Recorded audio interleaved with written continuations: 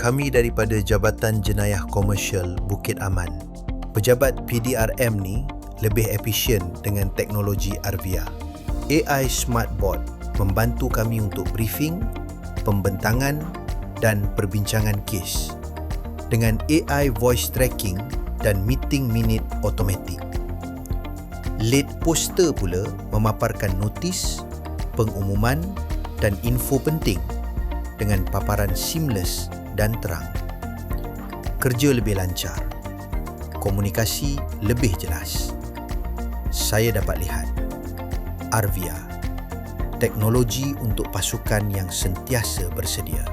Untuk briefing yang panjang, notis yang tak sampai, PDRM dapat penyelesaian.